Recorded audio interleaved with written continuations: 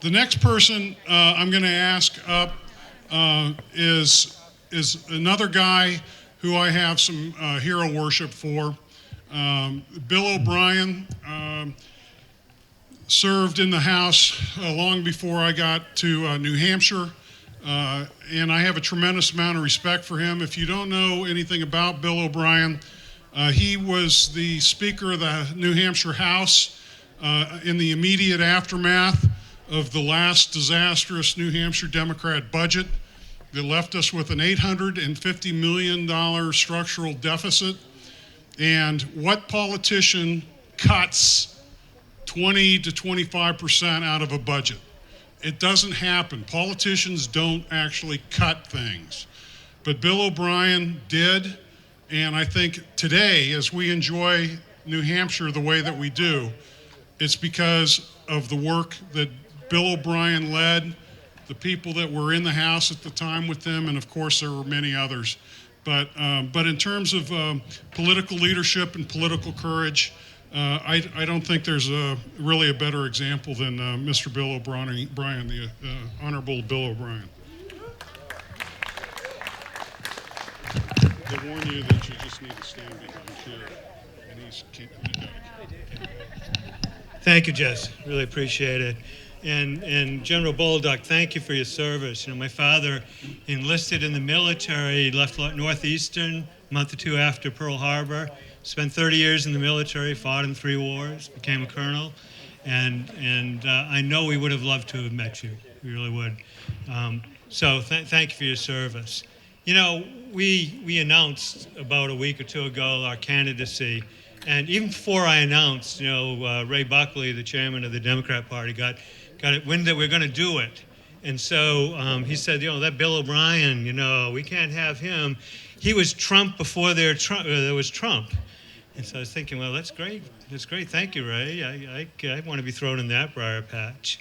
And so then when we announced, we had a great announcement. We had hopeful that 100 people had showed up. Almost 300 showed up for the announcement.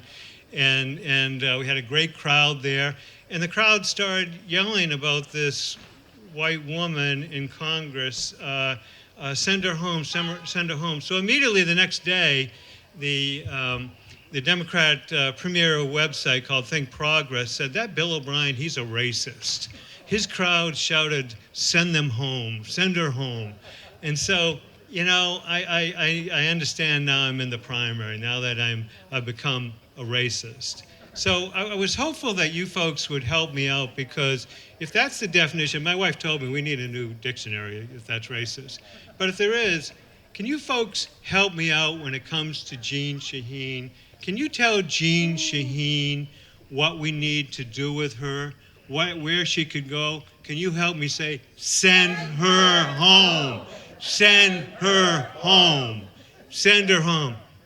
Oh, damn, all you racists. You know, there's a good reason to send Jeanne Shaheen home. Well, she wants to come back to New Hampshire each one of these cycles, and she wants to have us think of her as everybody's grandmother. But she's not even the adult at the Socialist Kitty Party. Look at what she has done there. She was given the opportunity by Leader McConnell to vote against Alexandria Ocasio-Cortez's Green New Deal. We know what that is about. That's about doing away with plane travel, doing away with all the structures in America and rebuilding them in 10 years, doing away with the fossil fuel industry, close up all the gas stations, throw away our cars. She was given the opportunity to do what all of you, and indeed 90% of New Hampshire would do. They would vote against it. They'd say, that's crazy. Thank you. I want an opportunity to vote against that. And she voted present. You know who wasn't present that day? The people of New Hampshire. You weren't represented that day. Your good common sense wasn't represented that day. And then she tweeted out. She said, why can't I support that? Because it doesn't go far enough, she said. She said it doesn't go far enough. Really? And she said, it doesn't have new government programs. To Jean Shaheen, it doesn't go far enough, and we always need bigger government. When I was a kid, I followed my father around the world. We lived in Japan, Germany. He was full-time military. And at one point, he was stationed at the Fulda Gap in Germany. He was stationed with an army regiment there that was put up hard against the East German border to let the Soviets know you invade, you're immediately going to hit an armored regiment. And I was a 12-year-old kid with a bicycle. And so even though we weren't supposed to go within 5 kilometers of the East German border, I had a bicycle. So I drove right up to it. And I looked at the Soviet tanks looking at us. I realized that's communism trying to kill America, to kill our allies. And it happened that when I was a young adult, I was in Berlin when the wall came down. I was there helping a client negotiate a contract, and I walked through where the wall had been. I walked down what was the main street of East Berlin, the continuation of the main street of West Berlin. They called it Karl-Marx-Strasse. East Berlin was supposed to be the jewel of East Germany. East Germany was supposed to be the jewel of the Soviet Empire. And I walked down a street where there was still the scars of World War II. They hadn't even fixed it 40 years later, over 40 years later. I sat on the steps of the Reichstag and saw the marks of Nazi arson from 50 years prior. That is socialism, whether it's National Socialism that the Germans suffered under, Nazism, or whether it's international socialism, which is communism, Venezuela, and the philosophy of Bernie Sanders, Alexandria Ocasio-Cortez, a philosophy that is culminated by Jean Shaheen. We have to get rid of her. She's an embarrassment to New Hampshire. Now, I made promises to the people of New Hampshire when I came speaker, and they said, you never can do it. You can't cut $1 billion out of the budget. We said, no new taxes, we're going to reduce taxes. And there were no new taxes, and we took back the $80 million motor vehicle surcharge. No downshift. There's only one person's name who's going to be on that ballot in the September primary, who you can look at and say, we won't be fooled again.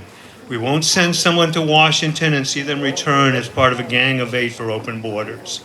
We won't have someone that doesn't understand that a $22 trillion deficit, where each one of you owe $67,000 to creditors of the United States. We know that person will not disappoint us. I want to be that person. I want to talk to you about it over the next 12, 13, 14 months. And I want to have an opportunity to give you the reason I have for running.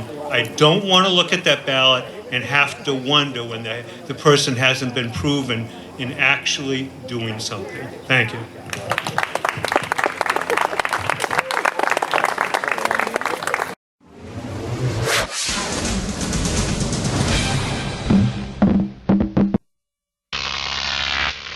Croc TV.